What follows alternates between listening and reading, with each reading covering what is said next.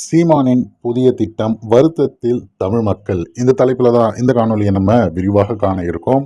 ஆனால் சீமான் அவர்களுடைய புதிய திட்டத்தை 2026 தேர்தல் முடிந்த பிறகு எடுத்திருப்பதாக சொல்லப்படுகிறது. இந்த தகவல் நம்பத்தகுந்த வட்டாரங்கள்ல வெளிவந்திருக்கு. உண்மையிலே நாம் தமிழர் கட்சி எடுத்திருக்க ஒரு மிக மிக முக்கியமான, அதே நேரத்தில் அண்ணன் சீமான் அவர்களுக்கு மிக நன்மை பயக்கக்கூடிய ஒரு விடயத்தை முன்னெடுத்திருக்காங்க. இதை நினைக்கும் போதே ரொம்ப மகிழ்வா இருக்கு. காரணம் என்ன அப்படின்னா, இந்த மக்களுக்காக நம்ம 1 வருடம் 2 வருடம் இல்லை, 15 வருடங்களாக உழைத்திருக்கிறவங்களுக்கு ஒரு வெற்றியை தந்து சட்டமன்றத்துக்குள்ள கேள்வி எழுப்புறதுக்கு அவங்க அனுப்பல அப்படின்னும் போது நமக்கு ஒரு லாசம் இல்லை. ஆனால் இதே விடயத்தை தொடர்ந்து செய்கிற அவர்களுக்கு ஒரு நாள் நம்ம அந்த இடத்துல இல்லை அப்படின்னும் போது தேடி வருபவர்களுக்கு என்ன மாதிரி மனநிலை இருக்குன்னு சொல்லி நம்ம தெரிஞ்சுக்கணும்ல. அதற்காகவே அண்ணன் சீமான் அவர்களுக்கு 1 வருடத்திற்கு கடவுச்சீட்டு கொடுத்திருக்கிறதா சொல்லப்படுகிறது. அண்ணன் சீமான் அவர்களும் வெளிப்படையாக அதை மே 18 அந்த எழுச்சி உரையில போட்டு உடைச்சிருந்தாரு.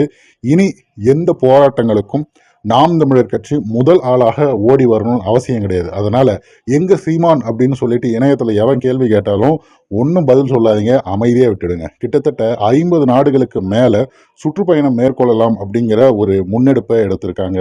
இது மிகவும் மகிழ்வா இருக்கு. இங்க இருக்க தமிழர்களை விட வெளியில இருக்கவங்க இருக்க அந்த உணர்வுக்கு அண்ணன் சீமான் அவர்கள் வெளியில் சென்று வருவது மிகவும் சரி அப்படின்னு தான் தோணுது. ஏன்னா இங்க இருந்து பேசுற அரசியலை பார்க்கறதுக்கு ஒரு மாதிரி இருக்கும், ஆனா வெளியில இருந்து அதை பதிவு பண்ணும்போது இவர்களுக்கு வேறு மாதிரி தெரியும். அண்ணன் சீமான் அவர்களது அரசியல் என்ன அப்படின்னு புரிந்தவர்கள் யாருமே இதுவரைக்கும் அவரை விட்டு விலகியது கிடையாது.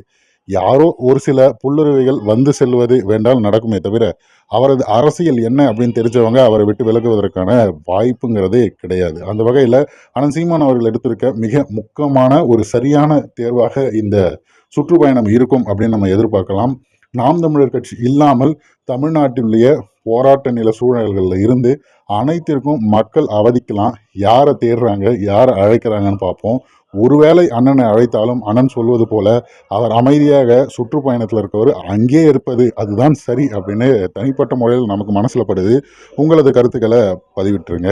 நிச்சயமாக மக்களுக்கு உடனே நம்ம இறங்கி செய்வோம், அதில் மாற்று கருத்து கிடையாது. ஆனாலும் இந்த மக்களுக்கு நாம் தான் வருகிறோங்கிற ஒரு உணர்வாவது வரணும்ல.